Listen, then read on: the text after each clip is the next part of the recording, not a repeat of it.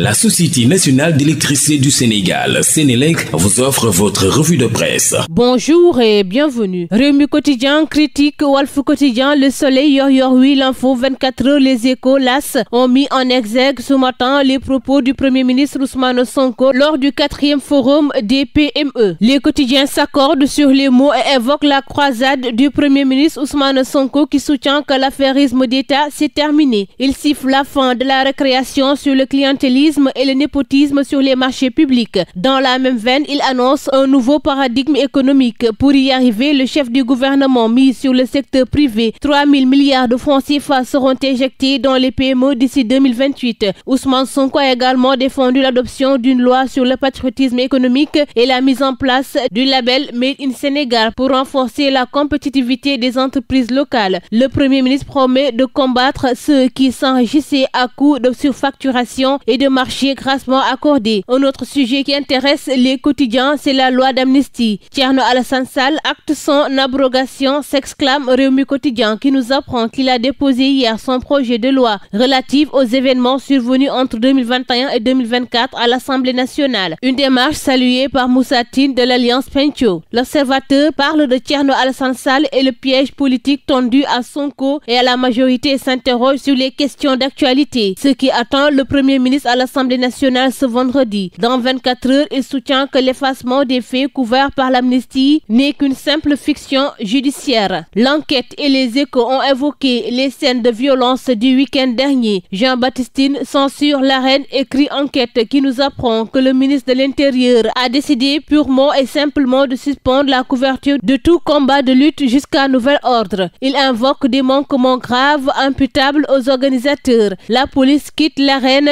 Ainsi s'expriment les Échos qui relatent comment Babacar Diagne a trouvé la mort sur sa moto. 9 autres personnes blessées et d'innombrables dégâts matériels. Un acte de lâcheté, dit l'Observateur. La barbarie révélée par l'autopsie du corps du militant de Pastef dit de Thiaroye Kao. Le journal évoque la terrible contusion thoracique, le choc fatal au cœur. 17 morts depuis l'installation de l'arène nationale à Pikine selon le député Babacar Ndiaye. Le ministre de l'Intérieur suspend la couverture sécuritaire pour la lutte. Sans sécurité, pas de combat. La réaction consternée du porte-parole du CNG à lire dans les colonnes du quotidien du groupe Futur Média. Sud Quotidien et Critique ont évoqué les vagues de licenciements dans les entreprises et agences. Les travailleurs en sursis, titre Sud. Grand Théâtre National, Port autonome de Dakar, ministère de l'Énergie. Les licenciements se multiplient depuis quelques mois au Sénégal avec l'activation de plans sociaux dans certains cas, ce qui met en péril l'avenir des travailleurs dans un contexte de vie difficile. Critique pour sa part parle d'un massacre financier et budgétaire traumatisant, relatant les propos de Birahim Seck du Forum civil sur le rapport de la Cour des comptes,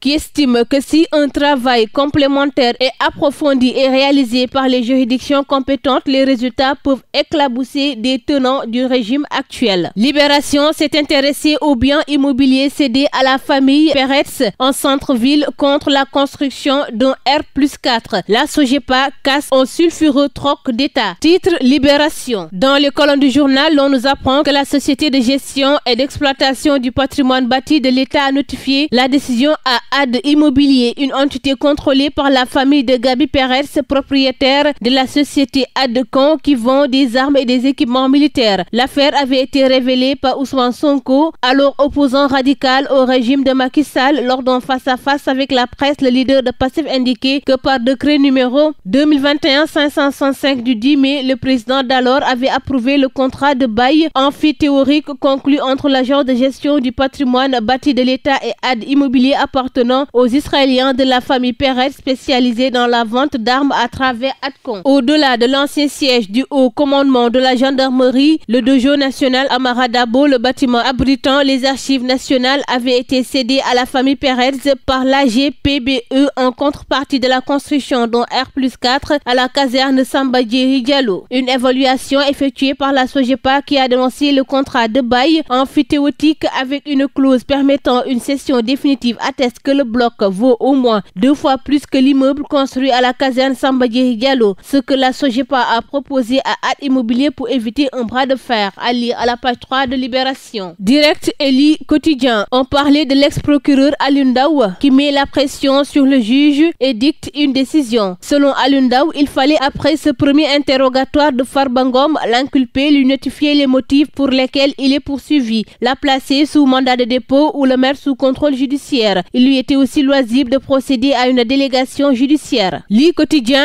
évoque les dérives d'Aliou Ndao. L'ancien procureur de la CREI met mal à l'aise le parquet financier. Le néo-député surpris par la décision des magistrats du parquet financier de laisser Farba Ngom rentrer chez lui librement avec le dossier d'accusation. Le journal s'interroge. Aliou Ndao veut-il prendre sa revanche sur l'ancien régime de Macky Sall? Décrié pour ses licenciements, ses recrutements de militaires radiés, dont des chroniqueurs de Web TV, la rétrogradation de certains directeurs, son nouvel organigramme, ASP, son parc automobile, Capitaine Touré se défend, souligne Source A. Dès son arrivée à la tête de l'agence d'assistance à la sécurité de proximité, Seydina Oumar Touré a changé tout l'organigramme. Le DG rétorque: je pense que le décret qui fixe l'ASP parle de gouvernance sécuritaire de proximité et pour faire de la sécurité de proximité, il faut que l'organigramme soit corrigé comme tel. C'est tout pour votre revue de la presse. À vos kiosques et très bonne lecture. La Société nationale d'électricité du Sénégal, Sénélec, vous a offert votre revue de presse.